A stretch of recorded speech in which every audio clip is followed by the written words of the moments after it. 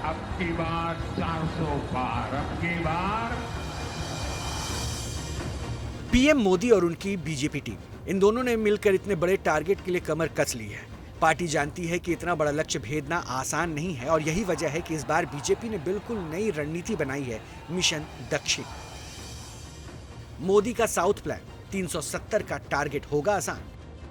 लोकसभा में इतना बड़ा लक्ष्य हासिल करने के लिए बीजेपी को मौजूदा सीट्स को बरकरार रखते हुए दक्षिण भारत में अपने पांव मजबूत करने होंगे, जिसके तहत कर्नाटक, तमिलनाडु, केरल, आंध्र प्रदेश और तेलंगाना जैसे राज्यों पर पार्टी का फोकस खास रहने वाला है।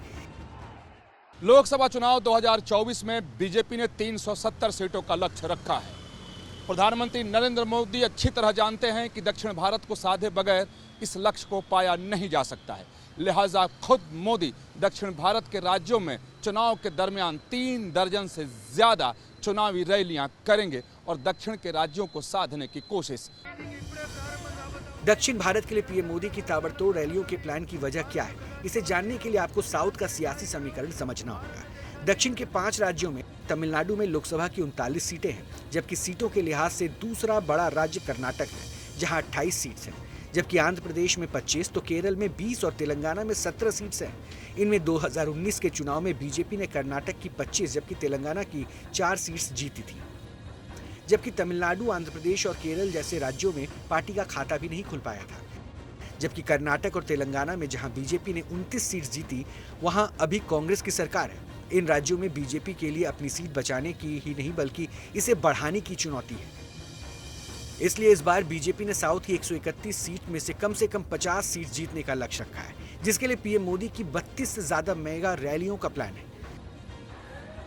पीएम मोदी के शेड्यूल को देखते हुए इन रैलीज की संख्या और बढ़ाए जाने की संभावना है। साथ ही अलग अलग राज्यों में अलग अलग सहयोगियों के जरिए भी बड़े टारगेट को साधने की कोशिश है। मसलन कर्नाटक में बीजेपी ने अपनी सीट्स बरकरार रखने के लिए जेडीएस के साथ हाथ मिलाया।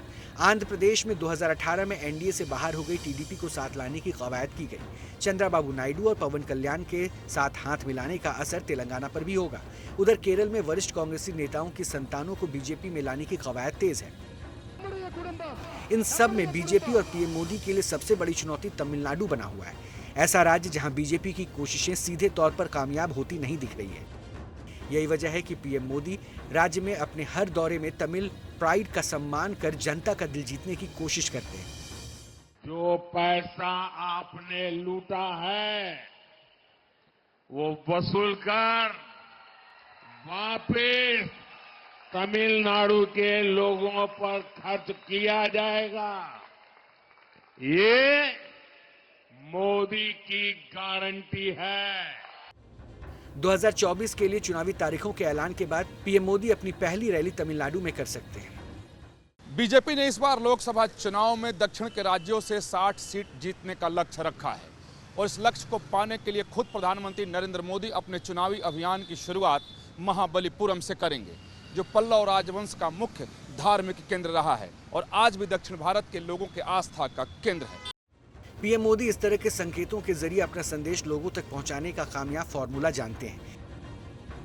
इसके लिए पीएम मोदी अपने संसदीय क्षेत्र वाराणसी में काशी तमिल संगमम और गृह प्रदेश गुजरात में सौराष्ट्र तमिल संगमम शुरू कर उत्तर दक्षिण के लोगों को करीब लाने की कवायद कर चुके हैं। नए संसद भवन में पवित्र सेंगोल की स्थापना भी तमिल गौरव को सम्मान देने की कवायद थी। मोदी कुटुंबम। देखना दिलचस्प होगा कि 2024 के सियासी घमासान में पीएम मोदी का साउथ प्लान किस हद तक 400 प्लस सीट्स के टारगेट को सपोर्ट कर पाता है।